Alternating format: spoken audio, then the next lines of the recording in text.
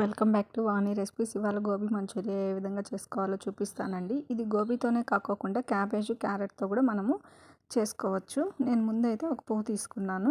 ఇందులో పురుగులు ఉంటాయి. యాక్చువల్గా మనం ఫస్ట్ ఇలా తీసేసి చూసుకొని ఇందులో అన్నీ పక్కకి వంపేసుకున్నాక ఈ విధంగా వాటర్లో ఫస్ట్ కడుక్కోవాలి. కడుక్కున్న తర్వాత మనము ఒక బౌల్లోకి వేసుకునేసి అందులో కొంచెంగా ఉప్పేసి ఒక్క 2 to 3 మినిట్స్ మనం బాయిల్ చేయాలి. ఎందుకంటే ఆ పురుగులు ఉంటే వెళ్ళిపోతాయి కాబట్టి.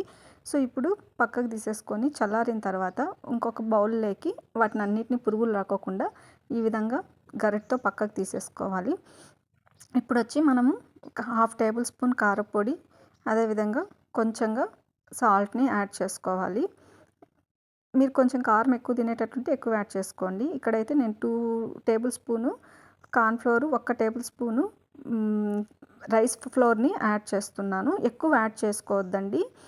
కొంచెంగా యాడ్ చేసుకొని జస్ట్ వాటర్ కొంచెంగా చిలకరించుకొని, ఎక్కువ వాటర్ కూడా వేసుకోవద్దండి. జస్ట్ చిలకరించుకొని బాగా పిండి లేకోకుండా మొత్తం అంతటికి పట్టే విధంగా దీన్ని కలుపుకోవాలి. కొంచెం డ్రైగానే కలుపుకోండి. ఇక్కడ చూడండి ఈ విధంగా.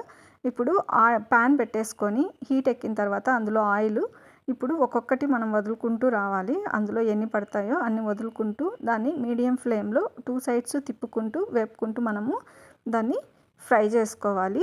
బాగా రెడ్డిష్ కలర్లో వస్తాయండి. కొంచెం బ్రౌన్ కలర్లో తిరుగుతాయి. ఇక్కడ చూడండి ఇప్పుడు అయిపోయింది. ఇప్పుడు వేరే ప్యాన్ పెట్టుకునేసి అందులో ఒక చిన్న ఆనియన్, 2 మిర్చి వేసుకొని ఫ్రై చేసుకోవాలి.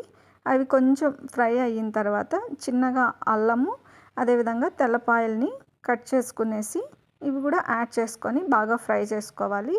ఇవంతా ఫ్రై అయిన తర్వాత ఇప్పుడు మనము ఇందులో 2 టేబుల్ స్పూన్ టమోటా సాసు, అదేవిధంగా 1/2 టేబుల్ స్పూన్ సోయా సాసు, అదేవిధంగా చిల్లీ సాసు మీకు స్పైసీని బట్టి యాడ్ చేసుకోండి. 1 టేబుల్ స్పూన్ కానీ 1/2 టేబుల్ స్పూన్ కానీ.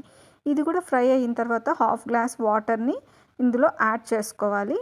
యాడ్ చేసుకొని ఇందులో కొంచెంగా చాట్ మసాలా అండ్ సాల్ట్, అదేవిధంగా జీలకర్ర పౌడర్ని యాడ్ చేసుకోండి. యాడ్ చేసుకొని ఒక 3 మినిట్స్ హై ఫ్లేమ్లో పెట్టి బాగా ఉడకనివ్వండి. ఇది బాగా ఉడికిన తర్వాత పక్కన మనం ఫ్రై చేసి పెట్టుకున్న గోబీని ఇందులోకి యాడ్ చేసేసుకొని కాసేపు అలా మొత్తం అంతటికి పట్టే విధంగా ఫ్రై చేసుకున్నాక ఇంకా సర్వ్ చేసుకుంటే సరిపోతుందండి. సూపర్ టేస్టీగా వస్తుంది. ఇంట్లోనే ట్రై చేయండి. బయట కొనే అవసరమే ఉండదు. ఈ విధంగా ట్రై చేశారనుకోండి పర్ఫెక్ట్గా వస్తుంది.